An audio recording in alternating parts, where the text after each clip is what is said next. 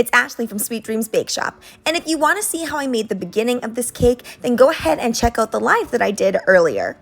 My Halloween is pretty low-key this year, so I'm just creating this cake for my family. Now, what I'm going to do here is I'm going to stack a bunch of chocolate on top of this cake, and now I'm airbrushing it with some silver and white sheen. I just want to give it that glam Halloween look.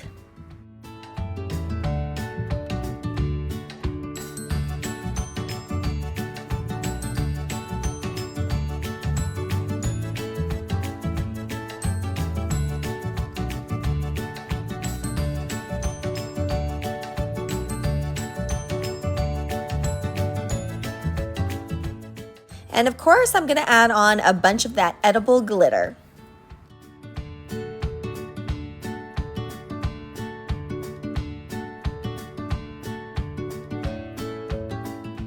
I bought this skeleton hand, which I'm going to use for my decor anyway, but it's also the perfect thing to work off of if you haven't made a whole lot of fondant figures. It can be hard to translate what 2D pictures would look like in 3D, so the fact that you're seeing this in 3D right in front of you is a great way to figure out the proportions and just to figure out the shape, because you can pretty much copy it exactly.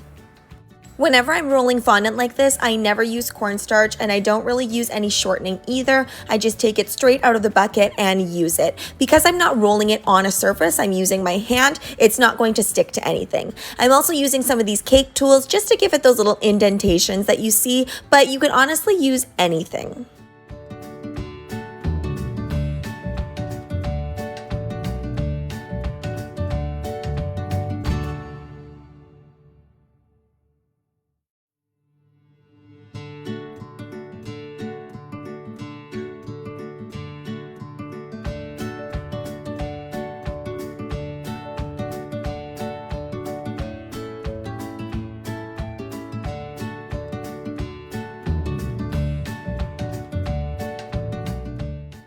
Moving along, I wanted to create kind of a gothic but beautiful look with this cake. So of course, you guys know me, I'm gonna add on some of these super easy flowers. All I did was I kind of took a piece of fondant, I'm taking my balling tool and just randomly making the petal edge really thin. Now you'll notice there's no defined petals, I'm just kind of pulling certain areas out. Then I fold it in half and then I'm gonna roll it up kind of like a cinnamon roll.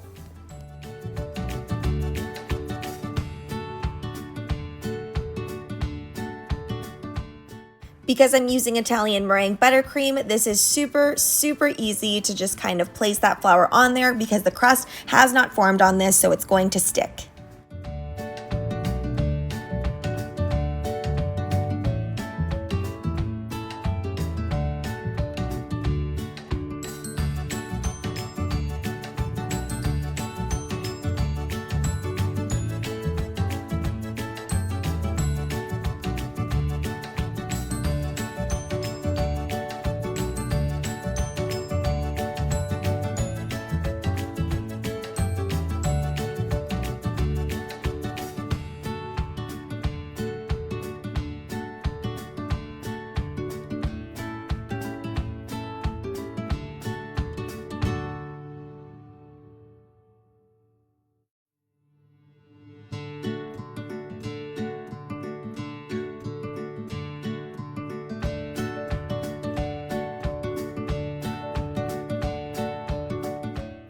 Go ahead and add on some glamour to it. I'm adding some of these sprinkles. You guys know I love using these giant silver sprinkles. They come in different shapes too. I just only have the rods and the triangles on hand.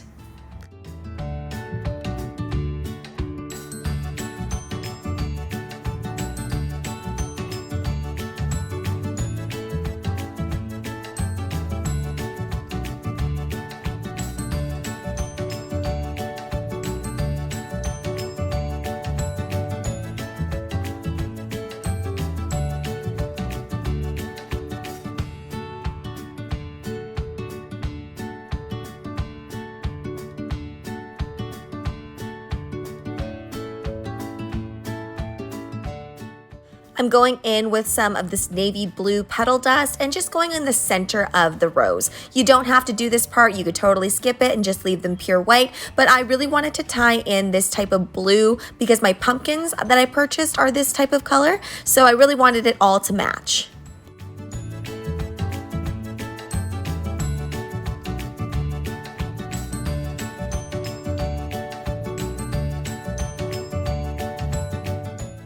My whole vision for this setup was just to keep really cool tones and have some varying levels. So you'll notice I use different types of stands to make sure that I have those levels. And I've talked about this in my party throwing tips before, how when you want to make a table look really striking, you really want to make sure that you kind of squish things together.